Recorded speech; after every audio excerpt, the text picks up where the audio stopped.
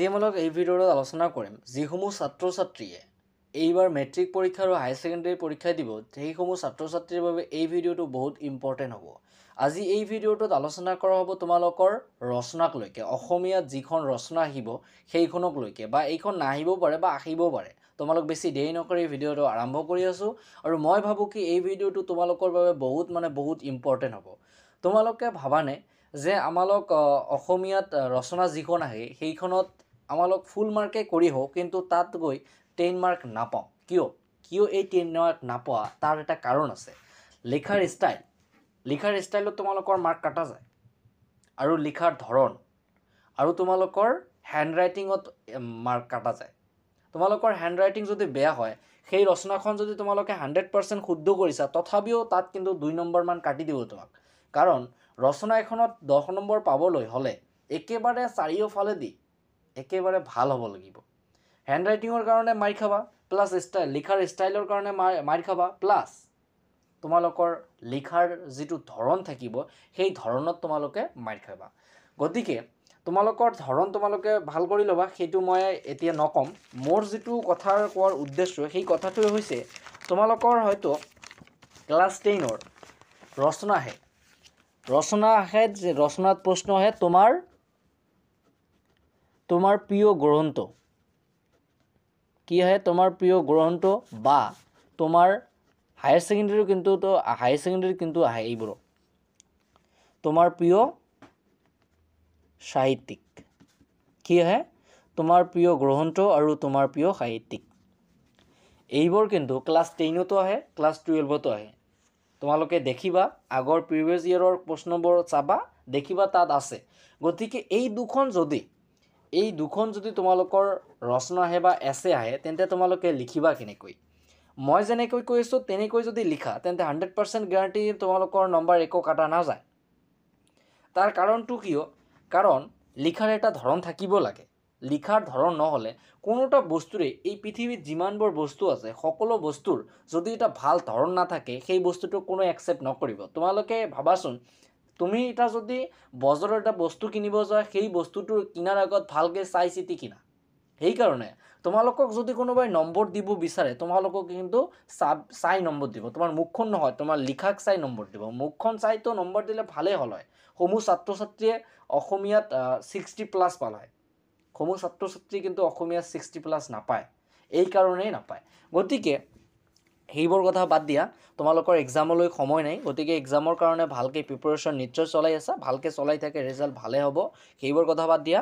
তোমালোকক মই যিটো কথা ক'ম, তোমাৰ প্ৰিয় গ্ৰন্থ যদি আহে কিন্তু তোমাৰ প্ৰিয় গ্ৰন্থত তেওঁলোকে তোমাক কোৱেশ্চন কৰিছে কিন্তু তোমালোকে এনচাৰত লিখিবা তোমাৰ প্ৰিয় গ্ৰন্থ, তোমালোকে হেডলাইন দিয়া। 100ৰ ভিতৰত 80% এনেকৈ হেডলাইনটো দিয়ে কি? হেডলাইনটো দিয়ে তোমাৰ প্ৰিয় গ্ৰন্থ। আৰে বুৰ্বক, তোমালোকক কোৱেশ্চন কৰিছে, তো তোমাৰ প্ৰিয় গ্ৰন্থ বা প্ৰিয় সাহিত্যিকৰ বিষয়ে ৰচনা লিখিব লাগে। গতিকে তোমালোকে এনচাৰত কি লিখিবা? মোৰ প্ৰিয় গ্ৰন্থ। কি হ'ব? মোৰ প্ৰিয় গ্ৰন্থ। তেওঁলোকে কোৱেশ্চন কৰিছে তেওঁলোকৰ কোৱেশ্চন কি কাৰণে তোমাৰ কৈছে? কাৰণ তেওঁলোকে অসমত যিমানবোৰ ছাত্ৰ ছাত্ৰী আছে সমূহ ছাত্ৰ ছাত্ৰীক কোৱেশ্চনটো কৰিছে। আৰু তুমি যেতিয়া কৰিবা সেই কোৱেশ্চনটো হ'ব কি, এনচাৰটো হ'ব কি তুমি অকলে দি আছা।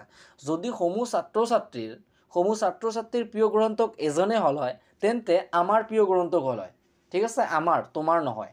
কাৰণটো কি? তোমাৰ এই কাৰণে দিছে যে তেওঁ যিজন কোৱেশ্চন কাটিছে তেওঁ অসমৰ গোটেই ছাত্ৰ ছাত্ৰীক কোৱেশ্চনটো কৰিছে, আৰু তুমিতো গোটেই ছাত্ৰ ছাত্ৰীৰ হৈ প্ৰশ্নটো নিদি আছা, তুমি অকলে দি আছা। সেইকাৰণে মোৰ প্ৰিয় গ্ৰন্থ হ'ব। কি হ'ব এনচাৰত? কি হ'ব? মোৰ প্ৰিয় গ্ৰন্থ।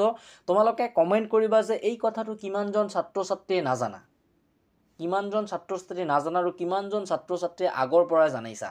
আৰু তোমালোকে এইটোও কমেণ্ট কৰা যে ক্লাছ 10ত তোমালোকে মেট্ৰিক পৰীক্ষা কেনেকৈ দিছা, যিবোৰে এইবাৰ 12 দিব কেনেকৈ দিছা, আৰু প্ৰি ফাইনেলত কেনেকৈ দিছা, যিবোৰে এইবাৰ মেট্ৰিক দিব তেওঁলোকে ক্লাছ 10ৰ প্ৰি ফাইনেল এক্সামত কেনেকৈ দিছা। যদি তোমাৰ প্ৰিয় গ্ৰন্থ আহে তেন্তে তোমালোকে এনচাৰত লিখিবা মোৰ প্ৰিয় গ্ৰন্থ হেডলাইটিং বা হেডিংটো, আৰু যদি তোমাৰ প্ৰিয় সাহিত্যিক আহে তেন্তে মোৰ প্ৰিয় সাহিত্যিক লিখি দিবা। আৰু মোৰ প্ৰিয় গ্ৰন্থ যদি আহে তোমালোকে হেডিংটো সেইটো দিবা, তাৰপিছত আৰম্ভণি লিখিবা। আৰম্ভণি অলপমান ভালকৈ লিখিবা, আৰম্ভণিত ইমান লিখাৰ দৰকাৰ নাই, 2 বা 3 লাইন জোৰ জুলুম তোমালোকে 4 লাইন লিখি দিবা। 4 লাইন লিখাই দিয়াৰ পিছত তোমালোকৰ যিটো প্ৰিয় গ্ৰন্থ থাকিব, এইটো কিন্তু প্ৰিয় গ্ৰন্থৰ কথা মই কৈ আছোঁ, প্ৰিয় সাহিত্যিক নহয়। প্ৰিয় গ্ৰন্থ যে আছে, প্ৰিয় গ্ৰন্থখনৰ বিষয়ে অলপমান বিৱৰণ দিব। গ্ৰন্থখনৰ নাম কি, গ্ৰন্থখনৰ ৰচক কোন, বা গ্ৰন্থখন ক'ৰ পৰা আহিল, এনেকৈ লিখি দিবা। তাৰপিছত লিখি দিবাকে তোমালোকৰ যে প্ৰিয় গ্ৰন্থখন আছে, সেইখন প্ৰিয় গ্ৰন্থ হোৱাৰ কাৰণটো কি, কি কাৰণত তোমালোকৰ প্ৰিয় গ্ৰন্থ হ'ল। একেবাৰে সাহিত্যত কিন্তু বহুতবোৰ গ্ৰন্থ আছে, বহুতবোৰ গ্ৰন্থৰ ভিতৰত যিখন গ্ৰন্থ আছে সেই গ্ৰন্থখন তোমালোকৰ কি কাৰণত প্ৰিয় হ'ল সেইটো লিখি দিবা।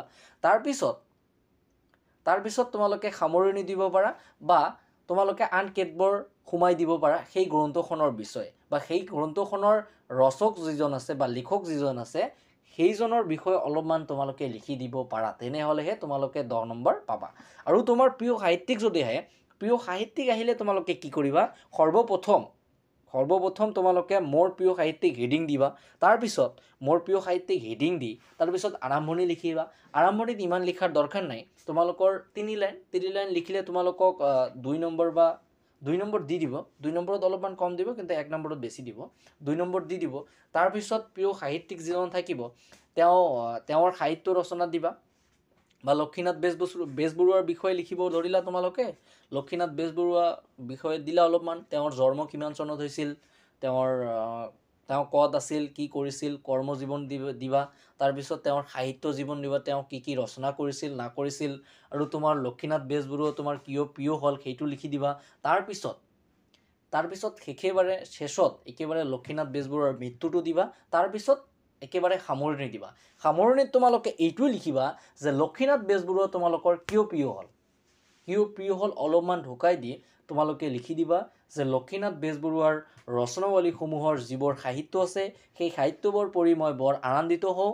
এই অসমীয়া সাহিত্যত বহুতবোৰ ৰচক আছে, তথাপিও মোৰ সমূহ ৰচকৰ ভিতৰত বা সাহিত্যকৰ ভিতৰত মোৰ লক্ষীনাথ বেজবৰুৱাকে মোৰ অতি মৰমৰ আৰু মৰম লগা যেন হয়, কিয়নো লক্ষীনাথ বেজবৰুৱাৰ ৰচনাসমূহ আমাৰ পৰিৱেশৰ লগত বা প্ৰকৃতিৰ লগত সম্পৰ্কযুক্ত। আৰু এইটোও লিখি দিবা যে আনন্দৰাম বৰুৱা নহয়, লক্ষীনাথ বেজবৰুৱা আমাৰ অসমখনক উন্নতি কৰাৰ বাবে বহুত কিবা কিবি কৰিছিল। গুৱাহাটীৰ কটন কলেজৰ যেতিয়া স্থাপন কৰিছিল সেই সময়তো লক্ষীনাথ বেজবৰুৱাই এক গুৰুত্বপূৰ্ণ ভূমিকা পালন কৰিছিল। এনেকৈ যদি তোমালোকে ৰচনা লিখা তেনেহ'লে তোমালোকে ফুল মাৰ্ক পাবা। আৰু ৰচনা লিখাৰ ক্ষেত্ৰত তোমালোকে ৰচনাৰ অলপমান ছাইডত চাবা, তেওঁলোকে কিমানবোৰ পইণ্ট আউট কৰি দিছে যে এইবোৰৰ বিষয়ে লিখিব লাগে। গতিকে তেনেকৈ লিখিবা, 100% মই গেৰাণ্টি দিম।